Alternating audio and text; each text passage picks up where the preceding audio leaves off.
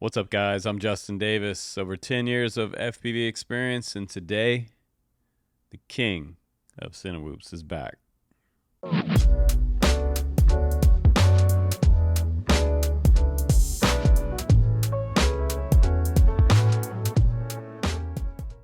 That's right, guys. The King is back now with a performance upgraded edition. This one is going to do 6S. It has some upgraded motors and power system on here. It has the Nebula Pro and the Caddx Vista. It also has TBS Crossfire in the back here. So I'm going to get really good penetration with my receiver and with my FPV system through there. So I'm going to show you that. We're going to go in deep into some trees, into some canopy around the backside of some really thick bushes. And I'm going to show you how that TBS Crossfire holds up. That's really important for guys that are getting into the hobby. Some of the best non-fail-safe type of receivers out there that you can rely on in really thick tree canopy is TBS Crossfire. The Nanos on this one particularly, and I'm running on my module in the back of my TX16 today. So we're gonna test that out today, penetration wise, and we're also gonna see how the Vista does on here as well with the Nebula Pro up front.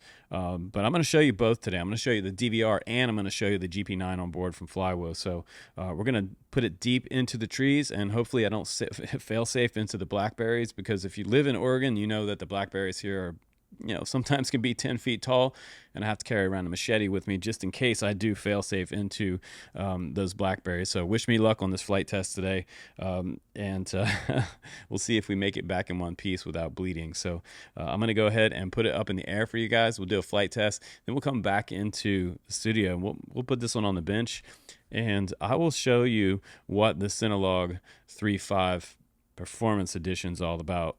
The good, and there may be some bad. Let's go ahead and do a flight test and check it out. Here we go.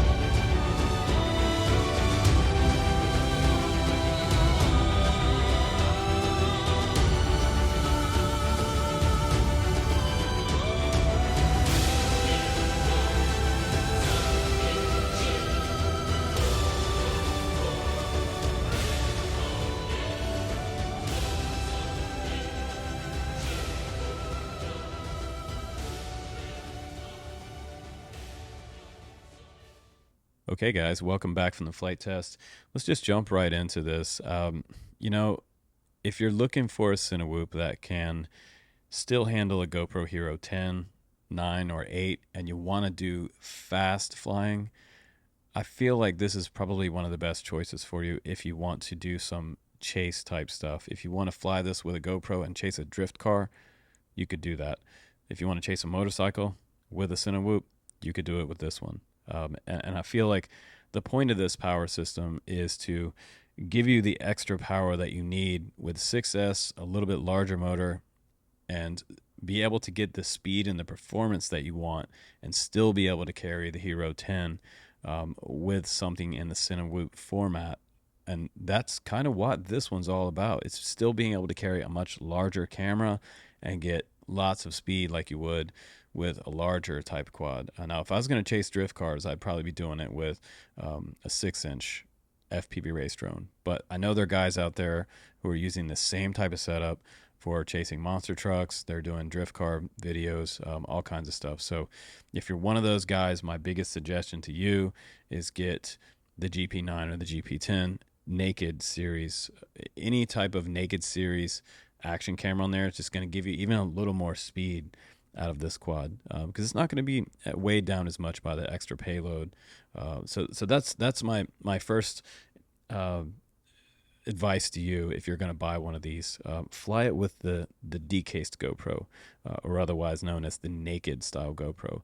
And right now the Flywheel GP9 is serving me great, and I just strapped this on there with my quick little bit of VHB, and I was off and running. So the frame, it looks pretty much the same. We have around 142 millimeter wheelbase.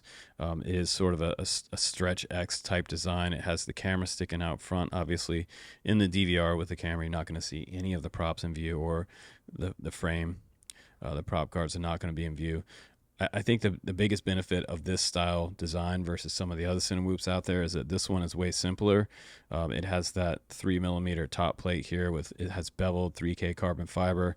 It has GEP RC on the back right hand side, and it has Cinelog 35 HD on this one. It also has HD on the other analog version too, so they make an analog version. Also up front, you have this nice grommet, 4 grommet system for the camera itself and your action camera. So it gives it a really nice vibration-free platform. I mean, when you're running Hypersmooth, it helps smooth out a lot of this power system vibration, but having this on its own little vibration grommet system up front, that really sets it apart from a lot of the other Cinewhoops out there.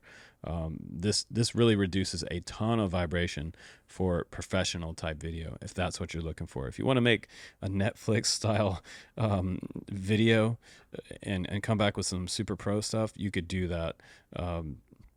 That's the really nice thing about this quad. On the back here, we have my Immortal T with my Crossfire as well.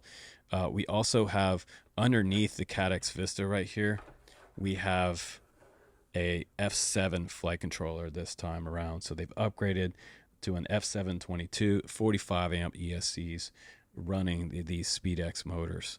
You can see the wires coming out there. They have wire covers over top of them, which is super nice. We've got inverted motor design, 2 bolts holding down each 3.5 inch GEM fan prop. And those might actually not be GEM fans. I think those are GEP RC. Most of the time when GEP RC releases something, it's always a GEP RC branded prop. And, you know, I got to comment on that too, because like in the past they've released GEP RC props and I've avoided flying them just because I fly a lot of HQ and the GEM fan props, but their props are actually pretty good. And they're on 2105.5 motors, 2650 kV. These are upgraded from the previous Cinelog 35 motors. So it's given me that higher end throttle boost that I really didn't access until I was about to start doing some freestyle, kind of just a boost over a tree and a corkscrew back to the ground. Plenty of power on the descent back down to the ground as I'm trying to find my position coming back down after that tree spin, and corkscrew to the ground. Like I had plenty of bottom end, high end power at the bottom end of that that tree loop. So that was really nice to be able to feel that, wow, I have all this extra power here in this power system, and I'm not sagging out, which is great. And one of the best reasons that I didn't sag out was because I used some of my newer R-Line Tattoo 1300 6S batteries. I would highly recommend that you grab some of these for this particular center whip. These performed great for me, and they don't puff very quickly. So I push them pretty hard most of the time. And by the way, these are DT90-3 props, and they are bull-nosed on the end. And as you can see on the side here, I have a cable coming out of my Flywoo GP9. And this is the coolest thing about the GP9. You can power it from the flight controller, or you can power it from the battery balance port right on the battery. So this cable allows me to run a 6S battery balance port plug right on here. And I was actually scared to plug it in, but it's made for all the way up to 6S. And that's incredible. Or you can plug in a 5-volt port right here. It has a 2-port volt right next to the regular power cable, which is really cool. So they give you so many options with this little plug. This is really, really cool from Flywoo. Flywoo's just killing it lately. A lot of their releases are really good, and I'm really happy with this camera. You can also get a set of 6 polarizers for these GP9 and 10s. The lens is pretty much the same size, but it looks like I got a correction on the top plate. It's not 3 mil, it's 2.5 mil on that top plate. By the way, the bottom plate is 2 millimeter, and the arm plate, actually I was right. Well, no, 3.5 millimeter on the arm plate. So top plate up here, this very top plate, 2.5. This is the camera plate. This is 3.5 millimeter. So it's actually a 0.5 millimeter thicker. I thought it was 3 mil, but yeah, it's beveled 3K, and it has a very nice sort of print on the back there, 3.5 HD. And they also give you a ton of extras in the box. So if you're brand new to Gep RC, one thing you got to know about Gep is they give a ton of extras. I get inside the box extra set of props. You get a camera mount that's already bolted to this Nebula. If you take those 2 bolts off, the camera will fall off because it's actually plugged in through this camera mount that comes with it. They give you a smaller style camera mount, and you can put just about any type of camera on that, GoPro or the larger one. So you have to have an adapter to go from the small to the big ones. But also inside the box, we get an extra battery strap, and this is also given to me inside the box. I don't know if this one will come on yours, but this is a Hero 10 style mount. And you also get one of those GoPro cables to do 6S to the GoPro. So make sure your BEC can handle 6S, whatever your naked GoPro is. We also got some extra posts in here for receivers if you're using another type of receiver. That's nice, and some extra hardware. And this is that camera mount that I was telling you about that comes already mounted up to it. So this is the smaller style camera mount. They also give you hardware with a bolt that'll go all the way through that, which is pretty nice. And you also get some information in here with your manuals, your AIO manual. You get some Gep RC stickers, as always. That's super cool. Customer support card, Facebook, official website, Instagram. Your Vista manual. You also have to register that with DJI. And it gives you the prop setup, some Betaflight ports settings, also some the way it comes stock setup for the switches. And it took me about 5 minutes to set up this quad. It was super quick. And we have an outside facing out prop direction on here. So it's right rear is turning to the left. So that's a props out configuration, which is very, very efficient. And if you get it stuck in a tree, hopefully you don't, it's a little easier to get out, so it'll push its way out. Also in the box, you get a carbon fiber Gep RC logo keychain, which they've been giving with quite a few of their quads the past couple years. It's kind of nice. They give you a keychain along with it. You get a little wrench, but this wrench is pretty much going to be for these grommets right here. This one loosened up on me. You want to make sure that those are just a little bit tight before you take off, but really it's not going to make a huge difference. They are lock nuts, so they're probably not going to vibrate off, but I'd tighten those up just a tiny bit when you get it.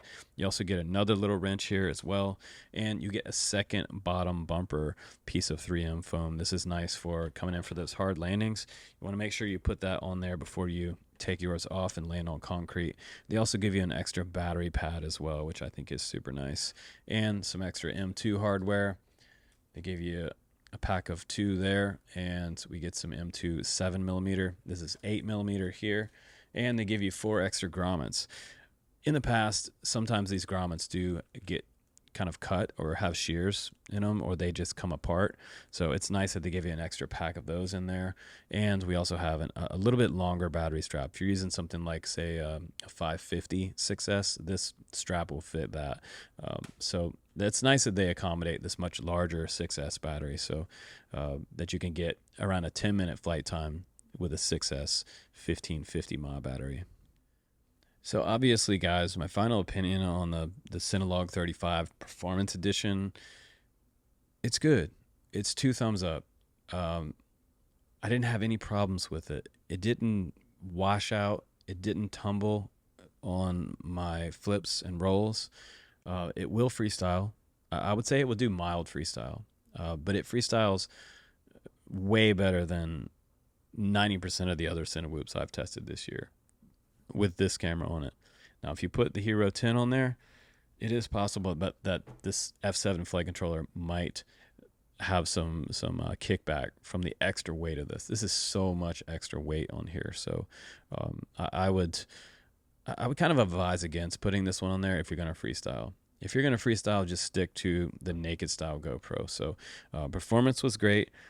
The tune on here was amazing, and the components and everything on here performed exactly as I hoped it would out of the box. And that's the best thing about Gep RC. I've preached about this for years. Out of the box, this stuff flies great.